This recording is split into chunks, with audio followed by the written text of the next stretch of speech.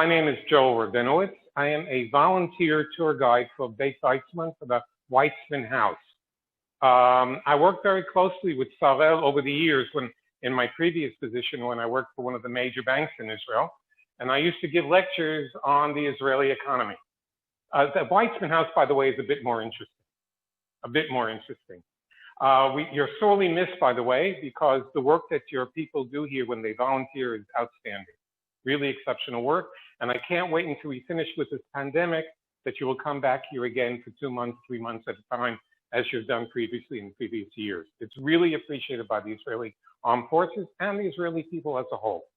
But now we're going to talk about the Weizmann House. What I'm going to show you now is the home of Chaim Weizmann and Vera Weizmann. It was built as a private residence, which eventually became the first presidential residence. Okay, so in 1936, Chaim and Vera decided that they wanted to have a home in Israel. They were constantly traveling back and forth from the United Kingdom, and they decided to build their home in the city of Rehovot. At the time, it was a moshava, a farm settlement where they grew grapefruits and oranges. So the question arises, why would they pick Rehovot to build their first home? Why didn't they build it in Yerushalayim, Jerusalem, the heart and soul of the Jewish people? Or maybe, why didn't they build it in Tel Aviv, which was the first modern city built by the Jewish people? And the answer is quite simple. In 1910, the first experimental agricultural station was actually established here because this was farm country. So when Chaim Weizmann decided to live here, when he decided to live here, it made common sense to move to a place where they already had a scientific center. Then when he decided to build an institution for research and development, he created the Daniel Seat Institute here in Rehovot. And when he decided to move here, he bought 40 dunam, or about 12.5 acres of land on a hill. And here's where he was going to build his home. He brought over an architect from Germany called Erich Mendelsohn, who was not known within Israel or actually in the Western world, but was known within Germany proper. And he asked him to build him a modest home. Why modest? Because this was farm country. People who lived here didn't have a house larger than 1 or 2 rooms with an outhouse in the back. But Mendelsohn said, when I build design a home, I don't only take into consideration the topography, the climate, the geography, I also take into consideration who is the individual who's going to live in this house. And you are a leader of the Jewish people. You meet with presidents, kings, prime ministers. You meet with leaders of the Jewish world. You need a house that's commensurate with who you are. And so you're going to see the house now. It's really quite large, even on 21st century standards. Be honest, I myself could live here very comfortably. But the Israelis, if you know the Israeli mentality, they're a bit cynical, and they gave this house a special name. They called it the White Palace because it was huge. If you came here on a horse or in a wagon, and you wanted to know where Tzvika lived, you'd say, where does Tzvika live? And they said, well, you see the White Palace 2 kilometers to the right. You see the White Palace 1 kilometer to the left. So the first name this house had was the White Palace. When he became president, it became the White House. But it also has another name. When you come here, God willing, after the pandemic, after COVID, you will see the house from the outside. And it actually looks like a boat, ship. Many of the windows look like portals, and the tower, which leads to the 2nd floor, looks like the bridge of a boat. And the reason is, the architect said, you believe in the ingathering of the exiles. And in those days, they didn't have dreamliners. They came by boat. So another name for this house was Noah's Ark. It was also the first greenhouse, meaning it was ecologically developed way ahead of its time. Weizmann himself was ahead of his time. The house has insulation. The windows had double glazing. Not like you have today of the technology where you stick 2 pieces of glass together.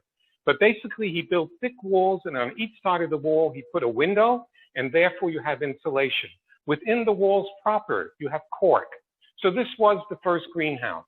Now what you see, what I'm going to show you this evening, all the lighting that you see is the actual lighting within the house. But during the day, You don't need to put any of the lights on. In the tower alone, in the stairwell alone, we have over 140 windows, small windows. But the natural lighting is sufficient to keep this house looking beautiful during the day. You needn't put on any of the lights whatsoever. But now I'm going to start the tour.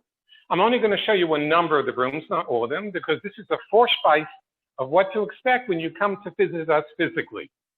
Now, if you notice, this is the reason I became a tour guide when I volunteered. I went behind the rope. And now that you're with me, you can come behind the rope as well. Now, what we see here, this is the dining room. Everything in this house that you will see is original.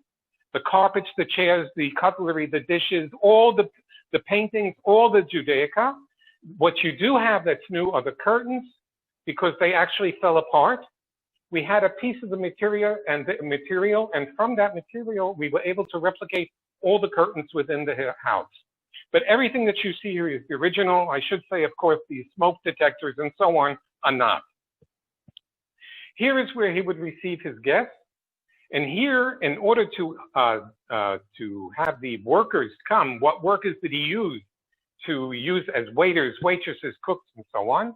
He took the people who lived in the area, all right, the farmers, and they would come here and they would prepare all the food and so on. Now, many people would say this is terrible. This was a country that was built on equality. You had kibbutzim, you had moshavim, but actually the people were very pleased to work here. Because in those days, as I said, they lived in a 1 or 2 room house with an outhouse in the back. But if they had to work late, they were allowed to sleep in the house, in the quarters for those who worked here. And they had the special treat of being able to take a hot shower. Now, in addition to being their employer, to be the employer, Vera, she also left them when she passed away. In her will, she actually left something in the will for every person who ever worked for her. So she might have been a very demanding woman, she might have been a difficult woman, but she was also quite compassionate. Now, this house, as I said, was built as a private residence, but when it became the presidential residence, here is where the president would receive all his guests from overseas. Here is where he would receive the official guests and the diplomats who presented their credentials. And here's where they ate, all right? Over here, you have a painting. The painting is from South Africa, and it was a gift from the the Jewish Federation of South Africa to the President of the State of Israel. He put it in a place of honor because the Federation had done wonderful work for the Jewish people in the land of Israel before it was the land of Israel. Now, come, what we're going to do now is we're going to go into the library. The house, when it was built, as I said, was a private residence, but it was divided into 2 parts. One, the lower level where we are now. This was the public area where we will see the library, the dining room, the garderobe, the kitchen. And if you look at the magnificent staircase, as I said, everything is the original. You can actually picture how Vera and Chaim would come down graciously to receive their guests.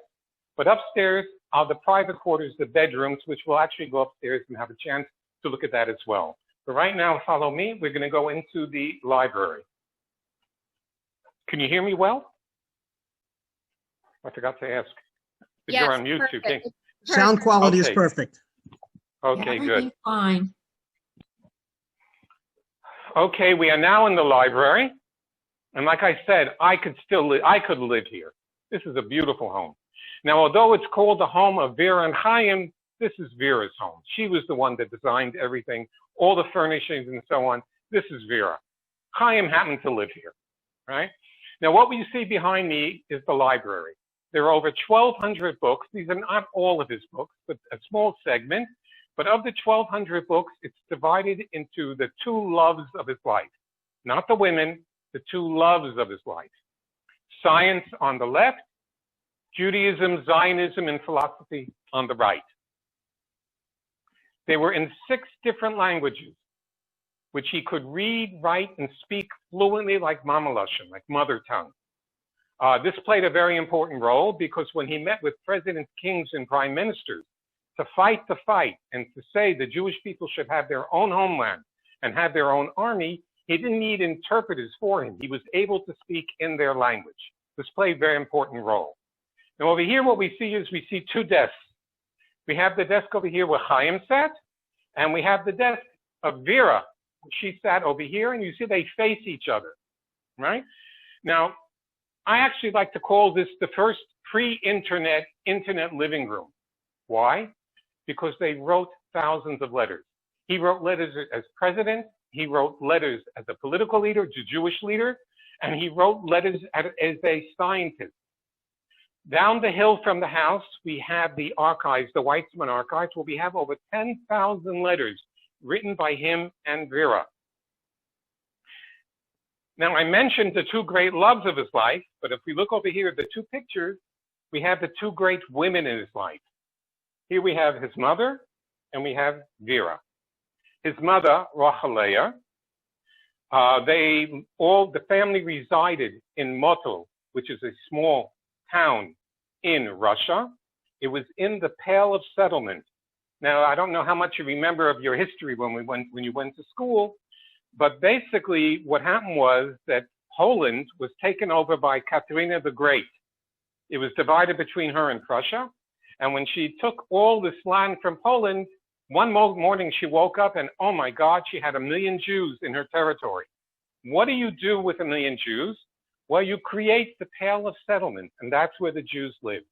They weren't allowed to go to any of the major cities like St. Petersburg or Moscow unless there was a need, a specific need for the profession of the father or the mother, meaning a doctor or an academician or whatever.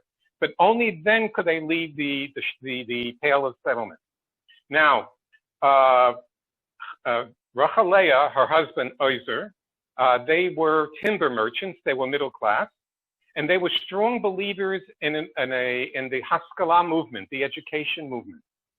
Jews historically have always been literate because it says in the Torah, it says in the Bible, thou shalt teach your children that with an outstretched arm, I took you out of the land of Egypt to be a free people. If you can't read and write, you can't teach or learn. Therefore, whether you came from Middle Eastern countries or from Europe, you always had what was known as a cheder, which is the first few years of a child's life from the age of 4 or 5, boys and girls, if the parents agreed to send the girl, learn to read and write.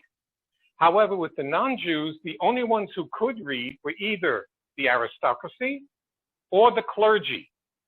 Only during the Age of Enlightenment, where the common people were allowed to go out to university. But the only ones who didn't participate were the Jews. The Jews were terrified. They were afraid. Why? They were afraid of pogroms, uprisings, anti-Semitism. So a movement was created, the Haskalah movement, the education movement, and his parents, Rochaleah and Oizer, were very active in it, and they said to the Jewish people, Jews, or Landsmen, this is a golden opportunity for you. Take advantage of it. We have no idea how long it's going to last. Go out and learn in the university. As a result, of course, the Jews did go to university because Rachel believed that the two most important parameters for the success of the individual is knowledge and education. Now, that is his mother, Rachel, and over here, the second love in his life was Vera. Vera was a pediatrician. He met her in Switzerland. They married, of course, and they then moved to Manchester, and from Manchester they went on to London, and of course when they built the home here, she eventually moved here. And as the first lady, she too received numerous requests, especially during the first 10 years of the establishment of the state. There was a time of austerity. You needed coupons to buy food, you needed coupons to buy bread, you name it, and there's a lack of everything. But the people would write to Vera as the first lady and ask for help. She helped where she could. Of course, she couldn't help everybody. But in our archives, we have numerous letters that were written by her, and of course, the thousands of letters that were written by Chaim himself. Now, this, as I showed you, was Chaim's table. But if we look at the desk of Vera, we can see the personal artifacts. When she lived here, of course, everything faced her. But here, what you see on her table are the personal items. You have her two sons, Michael and Benjamin, who did not make Aliyah, who did not immigrate to Israel, because when they came to live here in 1936, 37, they were mature adults and they wanted to stay in the United Kingdom. if you look at the pictures, you'll see they're actually wearing military dress because they were drafted or enlisted during World War II. Michael actually was shot down in Basque Country, which is in Spain, right outside Spain, in territorial waters, and his body and plane were never found.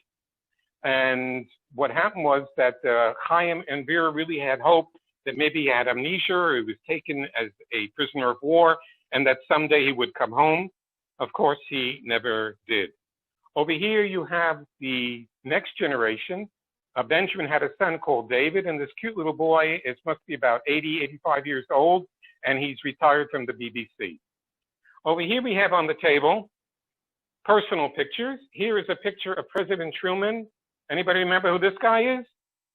1967, the Six-Day War. He was the ambassador to the United Nations.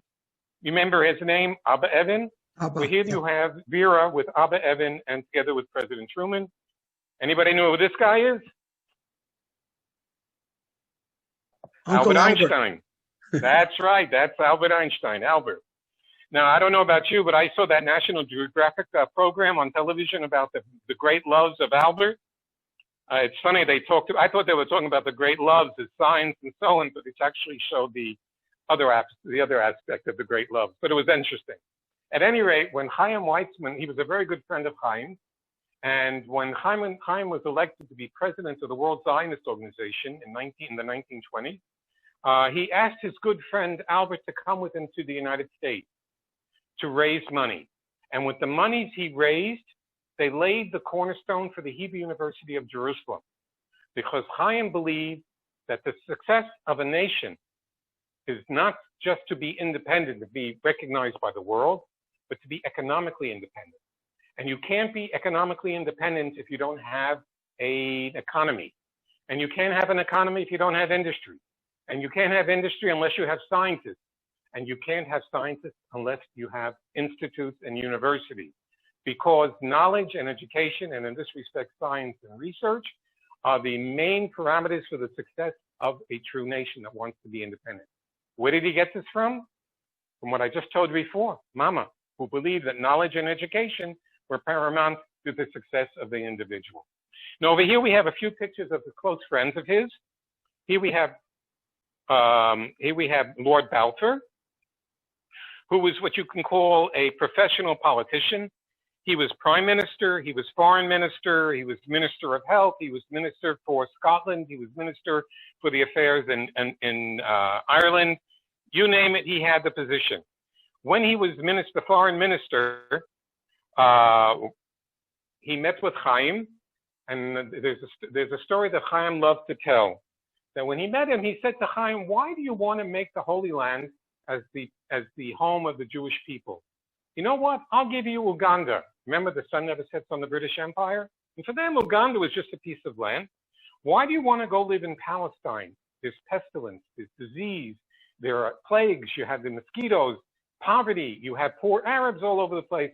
Why don't you go live in Uganda? And Chaim said to him, if I were to tell you I'll give you Paris instead of London for the capital of the British Empire, what would you say?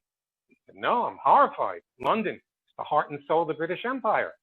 So Chaim said to him, 2,000 years ago, when London was a marshland, Jerusalem became and remained the heart and soul of the Jewish people. According to the story he told, at the next meeting, he said to Chaim, you have convinced me I am a Zionist. Now over here, we have a picture of Lloyd George, who was prime minister during World War I. And anybody recognize this guy here? Winston Churchill. Winston Churchill during World War I was admiral of the fleet. And he came to Chaim during World War I and said, we want to have use of your patent for acetone. Chaim Weizmann was not only a leader of the Jewish people, a visionary, he was also a scientist, a very successful scientist. He had over 220 patents to his name. One of the most famous ones that he had was for acetone. Acetone is an element that's used to create weapons, ammunition. And if you were to build a missile and shoot it, there is no trail of smoke that follows it. So they wanted to create missiles using the acetone so they could send missiles from boats, from battleships, and therefore not be detected and have the ship sunk. Chaim agreed and gave them the patent. After the war, he received the patent back, and in 1920, we found in the archives that in 1920, he sold this patent, and he made the equivalent of $30 million from that one patent, and he had over 220 patents to his name. Chaim was independently wealthy, and therefore he was able to pursue his great love and vision of creating a Jewish state for the Jewish people with their own Jewish army. All right? Now, many people said that Lord Balfour, who made the Balfour Declaration in 1917, which says that Her Majesty's government, His Majesty's government sees favorably making Palestine the Jewish homeland for the Jewish people, was a direct result of Chaim giving him the patent. We have since found out that this is not true. It might have helped, it certainly didn't hurt, but England had its own vested interest in its reasoning for why they allowed for this declaration to be published. Over here we have a lovely woman. You probably recognize her. It was a close friend of the family. It's Queen Elizabeth. And no, it's not Queen Elizabeth from the United Kingdom. It's Queen Elizabeth of Belgium. What's proof that she was a queen? When she came to visit Chaim, what does a queen bring the person that she's visiting? She doesn't bring him chocolate. She doesn't bring him a bottle of wine. She brought him a picture of herself. But she's a very special woman. I actually Googled her when I started working here, and I found that in her role as Queen of Belgium, she saved hundreds of families from the Nazis who wanted them to be sent out to the camp. And as a result, she's one of the first to receive the award of Righteous among the Nations at Yad Vashem in Jerusalem. A very special woman. Okay, I want to show you one more item in this library, which is a very special gift. And it was a gift by Yigal Yadin, who was the second commander-in-chief of the Israeli Armed Forces. When Chaim turned 75, he wanted to give him a special gift. What gift can you possibly give a person who basically has everything? Chaim believed that the Jewish people should have their own army. Well, what Yadin did was he took all the epaulets that you see here of the armed forces at that time, and he created this collage for him. What greater gift, more emotional gift, can you give an individual of proof of the fruits of his labor? This was the Israeli army in 1952. Now, come, I want to take you to the garderobe, which used to be the room where people used to wash up before they met with the president. Come here.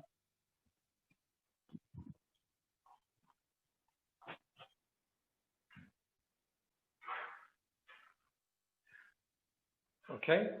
Now, this room is where they would wash up. Behind the screen over here behind me, we actually have two sinks and a mirror, because when people came to visit the president, this was farmland. There was no asphalt.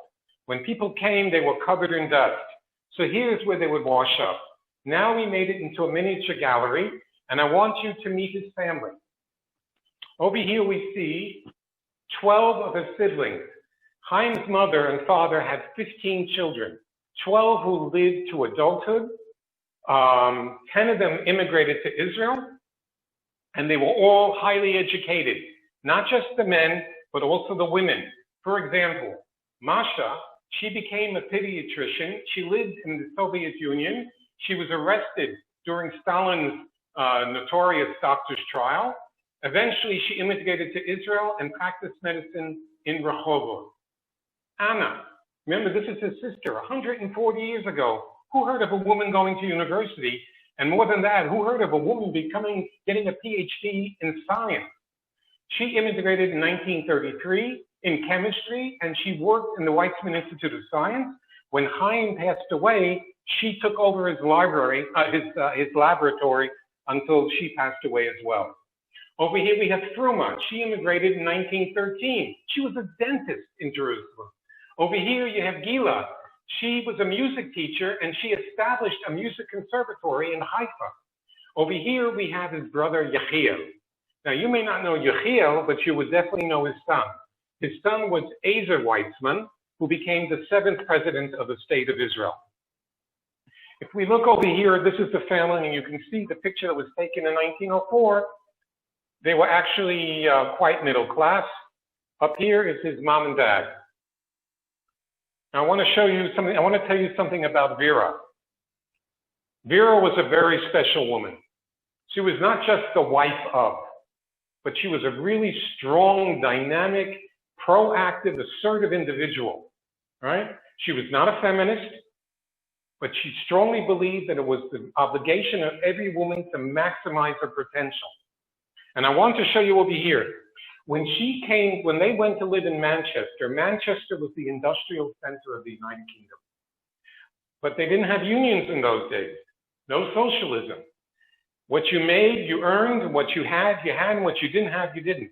She created what we have in Israel is called tipat chalav, a drop of milk, or a medical welfare center for all children in Israel, whereas up to the first year or two of their lives, they are checked for their health, they're checked for their hearing, for their vision, they're checked for their weight, they're getting advice.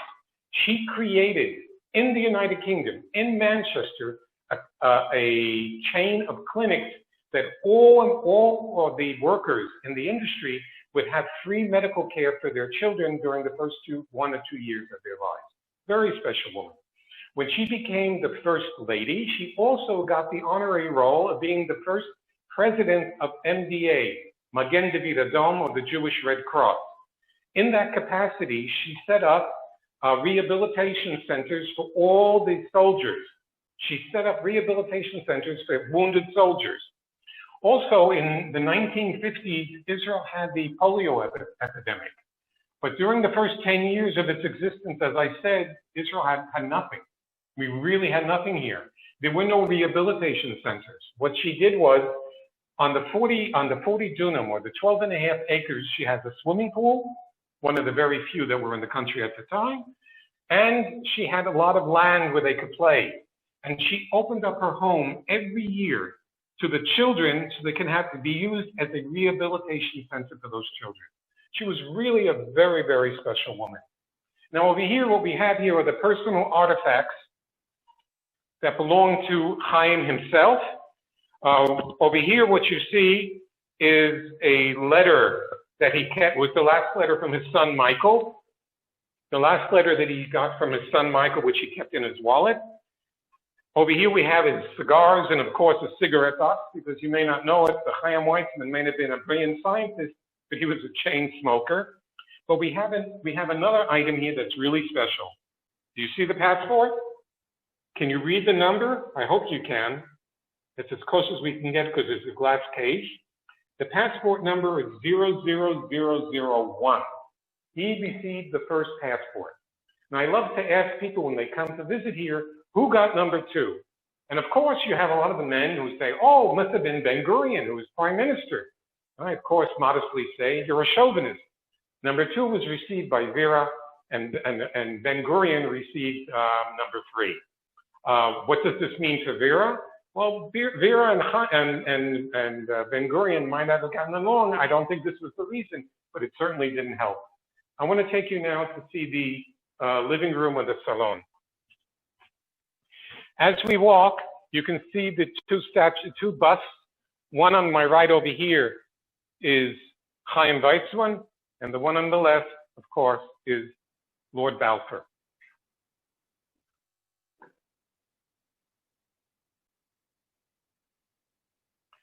All right, and here's Lord Balfour. And now we're going into the living room.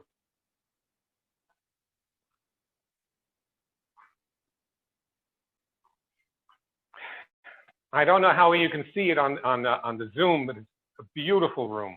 It's warm, it's comfortable, it's a home. Now, as you look as she shows you in the camera, as it goes around, you'll see we actually have 2 living rooms. We have one over here, which is overstuffed British, very European. And over here, we have another living room that looks more Middle Eastern, and there's a reason for it. Erich Mendelsohn, who was the architect, he saw Israel as the traditional gateway to the 3 continents, Africa, Asia, and Europe. And it was the crossroads of Europe, crossroads to trade and commerce. And therefore, he wanted to create something that was very unique. And he said to Vera, which created, of course, a major argument, he said to Vera, when I design a house, I design everything, even the smallest detail like a teaspoon. I'm the one that decides. Vera, as I mentioned before, being that subdued, quiet, submissive woman, said, sweetheart, time out. You designed the house, I'm going to live in it, I will decide. However, they negotiated. And as a result, the two living rooms were established. One that's very European, and over here you can see the couches look like the couches or the pillows that you would have in a Bedouin tent, all right, which would represent the Middle East. And then the Far East, as my mother would say, if you see the sconces or the schmunzes on the walls, the little artifacts, that's all Far Eastern. So you have here the crossroads. You have the Europe, the Middle East, and the Far East as well. Now, in this room, this is where he would receive the diplomats who were presenting their credentials. And again, as I said, he would receive his guests. And there were some very, very famous people you might have heard about. Toscanini. Now, if you look over here, we have a grand piano. I don't know if he did or didn't, but most likely he could have played on his piano when he came to visit him. Marc Chagall. Chagall, too, came here to visit. General Wingate from the United Kingdom, from Great Britain, he also came here. And these are just a few of the names. But here is where they would present their credentials. Here is where he would meet people from the world over. You can also see here a lot of the artifacts. For instance, the horses from one of the dynasties in China. These are all items that either that was received as a gift, or in this instance, she actually bought at an auction. All the paintings and so on, these are all the originals from her. Now, I want to show you a bust, and I want to ask you if you recognize this guy. Do you recognize this person here on the bust? Do you recognize him? Now, I didn't recognize him, even though I went to school in New York. I guess you can tell from my accent, I'm originally from New York. And although I live in Israel almost 50 years, the accent is still there. Although I don't say New York, I don't say chocolate or dog. But here, if you look over here, you'll see the statue sculpture. This is a bust. And this is George Washington. Personally, I like to say I never saw him without clothes, so I had no idea who it was. But this was a gift from the Jews of Baltimore when he became president. They wanted the first president of Israel to have a sculpture or a bust of the first president of the United States. A very special gift. Now, do you see this item here? Do you know what this is? This was a state-of-the-art air cooler, because in Israel it was very, very hot, as you know, and we have high what the architect had done, and it probably was the only mistake that he made, is right out these windows over here. You can't really see; it's too dark outside. It's now 8:30 in the evening, but outside here we have a swimming pool, and Erich Mendelsohn believed that the cool air from the Mediterranean would come in the evening, flow over the swimming pool, and then when you open these French doors, the cool air would come in and cool the living room as well. We had two mistakes. One, high humidity of 90%, and secondly, mosquitoes. So if you did open the doors to have the cool air, you ended up having mosquitoes. So therefore, being wealthy, they brought in a state-of-the-art air cooler. Now, you might not be impressed by it, but at the time, as I said, no one had anything in this country. And secondly, he had a major problem because it has the engine of a B-52 bomber. So when he opened it up, he could either have mosquitoes or tremendous noise. I like to always laugh and say, well, that's the problem for the rich. We never had that problem when I lived in Washington Heights. Come, I want to show you now the most important room in the house, what I would perceive as being the most important room.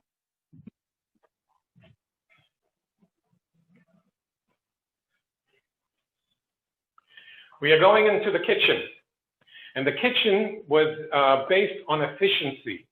Efficiency in 1936, 1937 meant that you had a pantry, a place for cooking, and a place for washing. Now, when I saw this, I got very excited. You recognize what this is?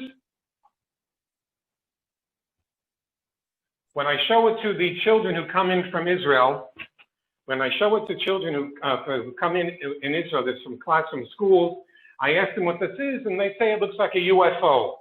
It's a refrigerator. My grandmother, my Baba, in the Bronx used to have one just like this. If you recognize it, this is the motor. This is the motor.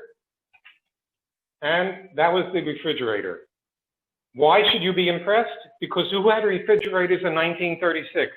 Maybe pharmacists did in order to hold medication. But even then, it was very, very rare. Come now, I want to show you the kitchen.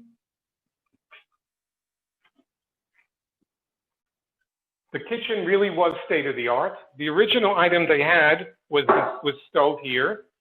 Between you and me, if you could sell this stove today on auction, you could probably buy 2 or 3 apartments in Israel.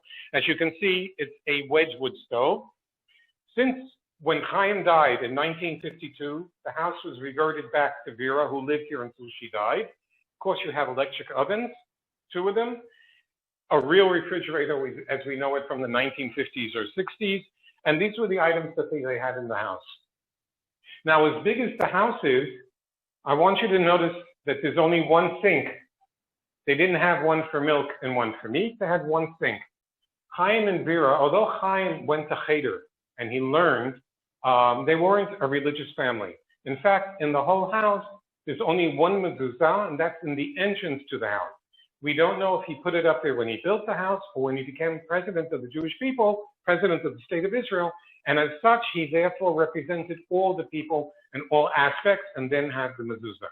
But he only had one mezuzah. Why am I stressing this now? Because we're not going to go upstairs to the bedroom. I want to show you something that's very interesting. Come with me. We're going to go up the grand staircase. It's going to be a bit dark because, again, this house was not built with the electricity that we have today. Normally, I would ask people, I hope you find this of interest. Come.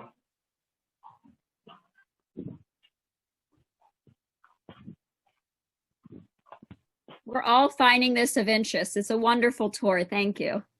If you were here, I can really tell my stories because then it wouldn't be taped.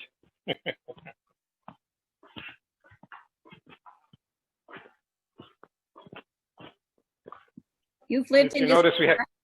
Sorry? You've lived in Israel for how long? I lived what? You've lived in Israel for how long? I immigrated here 2 weeks after the Yom Kippur War. I came here on November 23rd, 1973. Wow. There are 3 dates I remember in my life. The day I was born, the date that is, of course, not how I was born. The day I got married, because if I don't remember the date, I have nothing to live for. And the date I immigrated to Israel. Anyway, here we are again. We're now coming into Chaim's bedroom. Now, I grew up on Leave It to Beaver. I'm sure many of you remember that name. And I remember they had the in the bedroom, you had the mom and dad beds with the table lamp in the middle. Well, that's how I grew up at home as well. But if you were an aristocrat, you had your own room. Here's where Chaim slept, and afterwards, I'll show you Vera's bedroom as well. Now, here is where Chaim lived. Sorry, he slept. If you notice, he had a top hat. He was an aristocrat. And as such, he wore top hats, and that was his cane. Now, if you look above his bed, he has a painting. Not a painting of his children, not a painting of his wife. It's a painting of the laying of the cornerstone of the Hebrew University of Jerusalem. What you see in the background up here, that's the Dead Sea, right? And here is the laying of the cornerstone, because this actually is another item just to show you how much he believed that knowledge and education were the essential aspects of the success of the individual and of a nation. He has children, he has them on his desk, but above his bed, he has the Hebrew University of Jerusalem. Now, do you see behind me, do you see these curtains? When you open it up, we have a rounded window overlooking a beautiful hill. And at that time, it would all be in farmland. And there's a very, very famous story about his son, Benjamin. When Chaim passed away, Benjamin was already here. And while they were, Chaim and Vera are both buried here on the land. They created a plot just for the two of them. When you come here, God willing, after the pandemic, I would be happy to show you the site of where they are buried. But when he did die and he was being buried, all the Israelis, when you look out the window, you could see all the Israelis who were coming because he was laying in state downstairs. And they all came to pay homage to him. And his son Benjamin said something that's very sad and very, very true. When you have a father who's a visionary, who's working for a greater than, how should I say it, for a greater than, bigger than life vision, somebody pays a price. If you look at Theodor Herzl, his wife died destitute. He had a son who converted twice to Christianity and a daughter who committed suicide. Somebody paid the price. And when Benjamin saw all the multitudes coming to pay homage to his father, he said, now I know who my father's children were. Very sad and very, very true. But there's something else I want to say that I want to point out. Over here, we have a machzor, we have a prayer book for the Day of Atonement for Yom Kippur. And it's turned to the prayer of Nasana Tokef. Nasana Tokef talks about God's relationship to man, man's relationship to God. When he knew that he wasn't going to last much longer, he asked someone to bring him his prayer book and to read to him this prayer. Now remember, he was secular, he was not religious. But you know, we never know what we inculcate in our children when they're young, which is a very good point to stress, because you must always be careful what you teach, because they may not observe it, but they listen. So he may not have been a religious man all his life, but when he was dying, he went back to his roots, and he wanted to hear the prayer, God's relationship to man and man's relationship to God. This was his room. We're going to go through now, and I'm going to show you Vera's bedroom.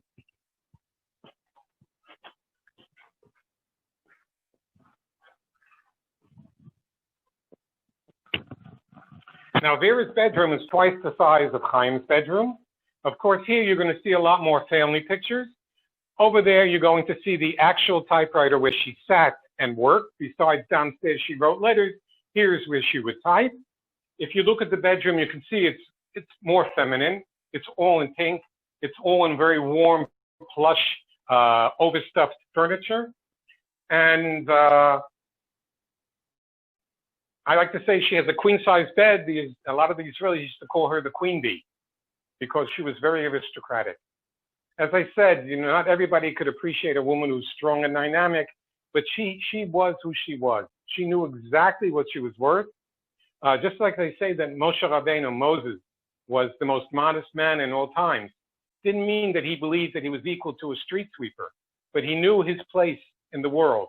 He knew who was above him, which was Hashem, God, and who was below him. So he was modest within the capacity of who he was. Vera and Chaim were modest in the capacity of who they were as well. When they passed away, when Chaim passed away, he died first. When he passed away, the plot had just a little plaque on it. Nothing grand or ostentatious. It wasn't something huge like you would see in the old cemeteries in New York. Because he said, I may have become what I've become. I might be the president. I might be a leader. I might be a dignitary. I might be an aristocrat. But I'll always be that little boy from Moto. And that's what I want to have here. So when he passed away, there was a sign that had his name and the date he was born and the date he died. When Vera passed away, she took away that plaque and she built, because her son died, he was like the tomb of the unknown soldier from the United Kingdom. And she had it designed by an architect to copy the ones they have in England. And on the tombstone, which is like this, is a very, very simple tombstone. Chaim's name, date of birth and death. Vera's name, date and birth and death. And in the middle is the symbol of the logo of the Weizmann Institute, which was, of course, their third son. Now, Chaim Weizmann not only was a visionary, but he left the vision with the Weizmann Institute. The Weizmann Institute today follows and continues onwards with his vision. For instance, a scientist who comes here to do pure science, and he, by accident, discovers something like Copaxane, that medication which was then given or sold to Teva because they wanted to keep it with an Israeli company. And this became the backbone of a company that became worth tens of billions of dollars.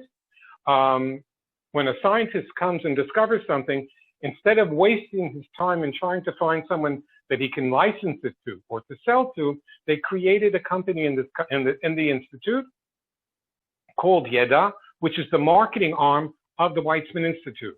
Therefore, the scientist brings the item that he wishes to sell. They find the individuals throughout the world who would be interested. The scientist goes back to doing more research, getting a share of the profits, the institute getting a share of profits, and so on, whatever they agree upon before they started the research. And therefore, it's a win-win for everybody. Now, when we were going through Senna, when we were going through those 10 years of austerity, the scientists in this country didn't need to go buy eggs. They didn't need to go buy food. They didn't need to buy clothing. When they had air conditioning, one of the first buildings that was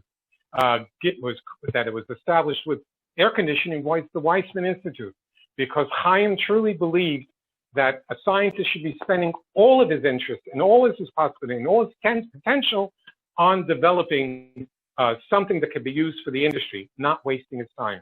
And this is followed through by the Institute today. I'm going to end now. Questions? If I don't know the answer, I'll say it was a very good question, and I'll get back to you. I don't.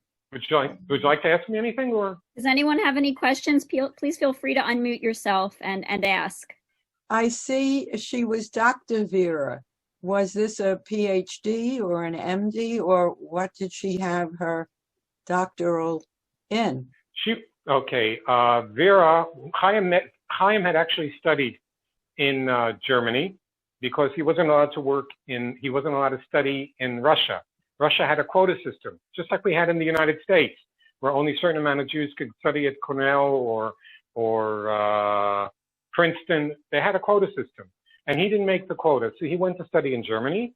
When he studied, of course, science, and then he went to live in Switzerland, where he met Vera. Vera, she too came originally from Russia. Chaim was the guy from the farm. He came from Motul. Vera was high society. She spoke French. She learned ballet, and she became a pediatrician, a very successful pediatrician. That's why when she went to the United Kingdom, she created those clinics for the children. I should also mention something I totally forgot. Vera is very special. Vera came to Israel in 1918, and she was horrified. Why? She couldn't believe the low level of nutrition and of hygiene in the country. Because we all saw those beautiful pictures. This is one of the reasons I made Aliyah. You saw all those beautiful Israeli girls wearing the short shorts, and they're carrying a pitchfork, and they're dancing the horror. But the reality was, where were their parents? Their parents were in Russia. Their parents were in Europe. Their parents were not in the country. So when they did marry and have children, they didn't know how to rear them. They didn't know what nutrition was. They didn't know what hygiene was. And there was a dramatic problem in this country. She decided, when she went back to the United Kingdom, together with a number of her friends, to create an organization which you might have heard of. It's called WITZO, Women's International Zionist Organization. She was the one that established it. And with the monies they raised, she sent women doctors and professionals and nurses to teach the Israelis hygiene and nutrition. She was a very special woman, but she was a doctor. How's that for an answer? I'm delighted to hear your Bronx skills have not gone. I'm from Washington Heights. I have a cultured New York accent. Well, I'm from the South Bronx, and it's music to my ears. I was just wondering. What was the family language? They could speak anything together. They could speak Yiddish. They could speak German. They could speak French. They could speak Russian. I would suppose that, for instance, I'm an ex-American. My wife's Israeli. We speak English, Hebrew. We speak sometimes Yiddish, depending, because her parents were Holocaust survivors from Romania. So we mix it, and it's like we start in one language, finish in the other. It could be also due to what topic they were talking. If they were talking about science, they might have gone into German or French. If they're talking about Jews, they could have spoken in Yiddish or even in Hebrew. I mean, he did speak and read and write 6 languages like mother tongue, and she too knew many languages. I have a question about Vera. You were talking about her being horrified by the sanitation conditions and what she found when she got there. And it sounds so similar to Henrietta's old story, who we know began her efforts to look at Palestine and find out how she could be of service, beginning in 1913, I think it was, when she brought over 2 volunteer nurses. So were they on the same page at some point? I know that Hadassah and WIZO are completely different, separate.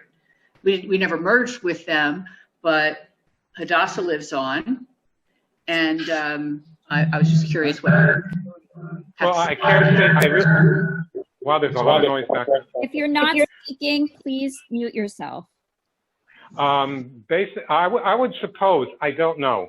I could say that's a very good question. I'll find out for you. But actually, I would believe that there would have been some sort of connection. First of all, because of the position that she held and also who Henry Zold was. But I know that in 1918, this was her own initiative, and it wasn't based on any relationship she might have had with Henrietta Zold. I'm sure that afterwards there was some connection. It was obvious. I mean, they both had the same passion. Why wouldn't they have a connection?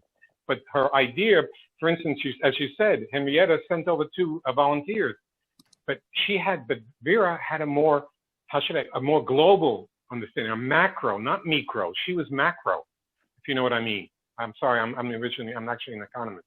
But she had a macro picture. She understood the big picture. And she didn't want to go with 2 people or 3 people or 4 people to help. She created something bigger, greater, that would help everybody maximize it throughout the country and not just go to one kibbutz and one moshav and one small village. She wanted it to be more global. But I'm sure there was a relationship. When Hyman got his 22 patents, for whom did he work? 220 patents. He was a scientist for himself. He had a laboratory in Manchester, and of course he had a laboratory here at the Weizmann Institute. And before that, he had a laboratory at the Daniel Seif. Even when you come here next time, God willing, I'll be happy to take you to see his laboratory here at the Daniel Seif Institute. Mm-hmm. It is totally amazing. You know of all these wonderful things that he created, and you expect to see a wow. And you walk into his laboratory, and what do you see? Glass vials and weights and measures, because his computer was his brain. It was his idea. But he had 220 patents to his name. Oh. If I'm already mentioning that, the Weizmann Institute, one of the most important directors on the Institute was his good friend, Albert Einstein. And what happened was that a decision was made, and on display in the Weizmann Institute building, in the lobby, is a small piece of a computer. Did you watch that movie, Enigma, where they broke the code? Do you remember that? They showed that huge computer? Well, in 1952, when they decided to build the first computer in Israel, and the Weizmann Institute gave 20% of its budget, which was negligible at the time, but 20% of its budget to build the first computer in Israel, you can imagine how huge it is. If you go into the lobby, I'll show you something that's the size of this cupboard here. And that's only a tiny, tiny piece of what they built.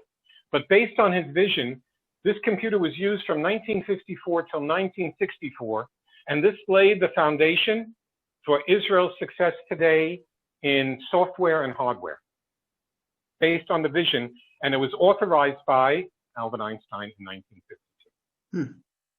Does Weizmann? Right? Oh, sorry. I'm sorry. Go ahead. Does Einstein have any descendant? And Weizmann have any descendants in Israel? Like, does Weizmann have any? Well, he has all his the nieces and nephews and so on. But you mean that's all because he had great grandchildren? The only grandchild that I know of is his son Benjamin, his grandson Benjamin, who probably married and had 2 children. Was married and had 2 children. But there's no connection with the state of Israel as such. There's a few more questions here. One is, Einstein was offered the presidency. Why did he turn it down? You'd have to ask him. The question is, why did... didn't want it. Yeah, all I know is he didn't want it. You know what it is to be a president of 200... At that time when the state was established, there were 600,000 Jews living in the country. And to paraphrase that old joke, who wants to be president of 600,000 presidents? But I'm asking the person who's actually holding the camera. They asked me why did Einstein decline? He declined to be the second president. If he had been asked to be the first, he probably would have said yes. That makes sense. No question that Weizmann should be the president. All right. But there was no question that Weizmann should not be the first president. It's not that he said, he didn't, how should I say, it's not that he couldn't forgive him. It's not that he couldn't, say, why did he get it, not me? But on the other hand, he would have only accepted if he could have been the first president. Okay. There's a question. I should also point out there was no presidential residence. This was Chaim's house. This became the presidential residence. Why? Because there wasn't anything in Jerusalem at the time. So if Albert Einstein came, maybe he would have stayed at the YAMCA, the YMCA. I'm being facetious. And why did they build him a presidential house before he became president? Because there's a question, when was the house built? And who was the architect? The house was, again, I'll say, the house was built in 1936 as a private residence of Chaim Weizmann. Chaim and Vera built this as a private home. That's all. When he became president, he decided to make this the presidential residence, one, because there was nothing in Jerusalem, and secondly, this house was commensurate to what a president should be. For example, you know that movie, The King and I? Yes. And when Anna went to Siam, what was the problem? The king wanted to prove to all the colonial powers that he was a power to be reckoned with. He shouldn't become a colony. Think of this. This was a country that was established on nothing. It was dirt. We had grapefruits and oranges. We didn't even have Gotex bathing suits in those days. There was nothing here. There was no industry. So can you imagine you come to a country to present your credentials. You're in a house that looks like a nothing, in a room that's small. When they came here, it was European. It was large. It was house commensurate to a person of power. So this house was actually a godsend for the Jewish people at the time too, because they didn't have to not only say we had to justify to be a country of our own, but we also had homes that were commensurate to who we really are and what we will be. So it was sort of in preparation for becoming somebody in power. Right. It was not built for that purpose, but It was built. But luckily that we had a house like this. Chaim Weizmann was probably the wealthiest man living in Israel when it became the state of Israel. He was an exceptionally wealthy man. We actually have in the archives numerous, but now we have spreadsheets. But in those days, you had the accounting books, which actually talk about all the details of what investments he made and so on. He was very astute. He was an entrepreneur par excellence, just as he was president and as he was as the unofficial foreign minister of the state of Israel before the priest, when it was still a priest state. He knew how to, he was gracious, he was charming, highly intelligent, very verbal, and he knew how to get the point across. Okay. There's a question, how did his family spend World War II? Odd way to say it, but in reaction to the Holocaust, did he have any? Okay. In World War II, the story, how did Chaim and Vera find out that their son passed away, was shot down? They were on a boat going to the United States because Chaim wanted to meet with the president in the United States to see what would the United States do to help the people of the Yishuv, I don't know if you know the term Yishuv, which is settlement. In the pre-state period, it was called the Yishuv. And he wanted to know what would the United States do for the Jewish people, for the people living here at that time. He didn't have a meeting set, but he went there, he and his wife, and of course, how did they go? They went by boat. They didn't have planes. They went by boat. And while he was on the boat, he received notification that his son was shot down, and that the body was never found. And in spite of the fact that it was a terrible tragedy for both of them, and it was very difficult for them to get over, he said, I have a greater goal, and I must continue onwards.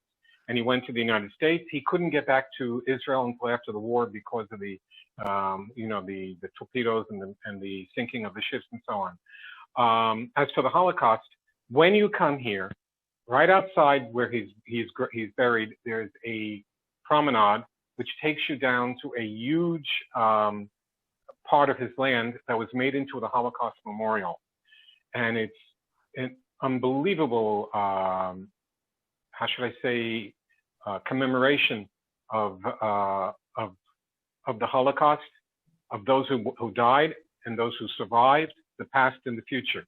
For instance, I'll just, if you can try to visualize it, there's this huge Sefer Torah, or Torah, and it's made of bronze, and it's broken. It's like serrated edges. Yeah. And instead of words, what it has is the numbers from the camps, the names of the towns and the villages that were destroyed, and so on, and of the camps. And around it, when they held the first World Zionist Organization convention that was held after the end of World War II, he made a speech commemorating and honoring the Jews who died in the Holocaust. And what he wrote is now written around the Sefer Torah on the pedestal that it's on, and it's written around in 6 times.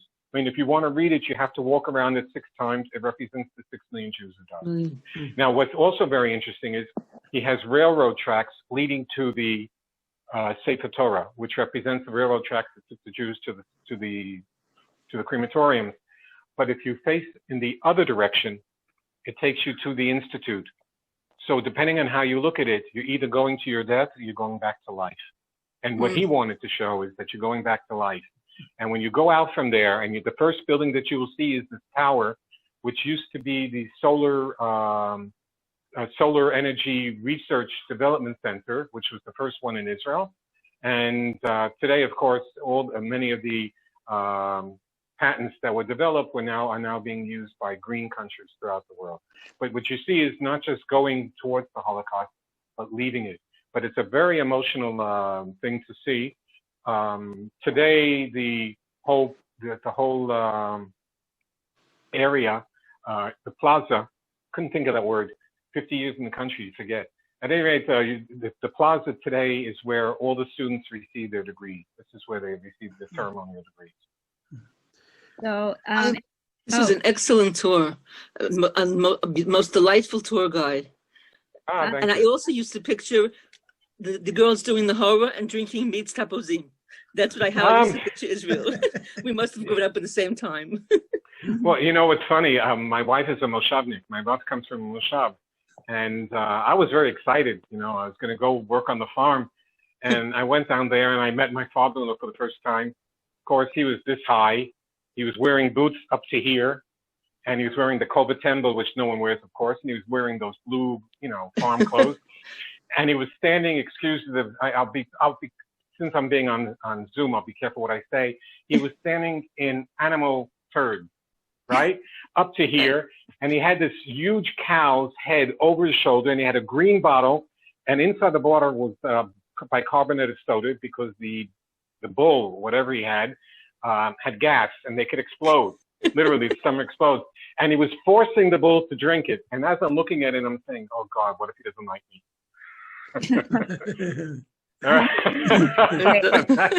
That's the story of the farm. Oddly enough, I've heard stories of people who've had to carry cows over their shoulders, including my grandfather. I don't get it. In addition to a bunch of people saying how fantastic your tour was and such a wonderful presentation, you're so knowledgeable. Yes, excellent. There's a couple. Thank you very much. What is your name? What is his name? Oh, my name is Joel Rabinowitz, and I was and I'm originally from New York, from Manhattan. I may have the Bronx accent, but I developed that in Israel. Well, I'm from Brooklyn. My father, Allah Shalom, he used to say, I lived on 33rd and 3rd Avenue. Right. Sound like Groucho Marx. Right. You should hear me when I hear Jackie Mason. Yeah. There's a couple more questions. Did anyone else? Two more questions, and then I have to end. 2 more. Okay. Well, we have 2 more, so that's perfect. Did anyone else any other families ever live in the house as well? No. This was a private residence, which became presidential residence, which became a private residence. And when she passed away, in the will, it said 3 things. 1, Michael, if you could read this, we never gave up hope. You are entitled to ABC. 2, the people who worked for me are entitled to X amount of whatever I'm giving them. And 3, the house, everything within it, and all the lands are being given to the state of Israel. Okay. And it was given to the state of Israel as a gift from the Weizmann family. In 1978, it became Yad Chaim Weizmann, or the Weizmann House Museum. And that is the history of the house, and it's a museum till today. What you've seen here now is nothing compared to what it really looks like in the light. It is a magnificent building, and the grounds outside are just unbelievable. And I wish when you come here, I want to show you the presidential car, which was a gift from Henry Ford himself. Wow. And you know how much he loved the Jewish people. He loved the Jewish people so much that my family only had Chryslers. They never bought Ford. I was never allowed to get in a Ford. I don't think I am now. No, but anyway, that's another story, but I'm not going to tell it to you now. Next question. Well, we're going to ask for you when we come, but did you want that one final question? Yeah, I have to, because the person who's holding the camera is about to collapse. And it's 9 o'clock at night, and the security will start ringing crazy if it goes on much longer. I don't have to ask it I don't want to cause any issues. Ask the question, please. There's one final question. When he and Vera came to America and couldn't get back to Palestine, where did they live in America? Albert Einstein. I don't know. I can answer. Okay, wait, just one second. Let me just, הם שאלו שכשהם גרו בארצות הברית. כן, אני שומעת. Joel, I can hear them. Okay, I'm here. Answer. Okay, you can hear. Right, go ahead. I forgot that you're listening. Go ahead. One important fact to mention that even though they've built their house here in Rehovot in Eretz Israel, in Palestine, only 3 years out of 12 they've actually lived in the house. We have receipts and boat tickets and so forth that we can, let's say, add together and calculate exactly how much time they've spent here. And out of 12 years, Chaim Weizmann lived only 3 here in Palestine. They had another house of course, in London. Their life was there. Their children lived there. So Chaim Weizmann constantly traveled to Europe and back from Europe and to the States. He was constantly ongoing passenger, if I can say that. So if they had to stay somewhere, it was only temporarily, because they could always go back to England, where they've actually... But Anat, she's asking that when he went to the United States during World War II and he couldn't come back, where did he stay? They usually stayed... I'm trying to remember the hotel's name. No, do you know like the state? Oh, the state, mainly in New York. Okay. Mainly in New York. Okay. Great. And so cumulatively, you're saying it was 3 years. Like I'm sorry, can you repeat that? Before he became president, he lived in the house continuously for 3 years, meaning during the period before, from 1936 to 1949. After 1994, this is where he lived. Exactly. And then when Chaim Weizmann passed away, Vera kept living here from 1952 till 1966 on her own, because she felt like she could never leave her husband, who's buried here on the bottom of the hill next to the house. Wow. All right. Thank you so much, Anat and Joe. Amazing. Okay. Steve, do you want to say something?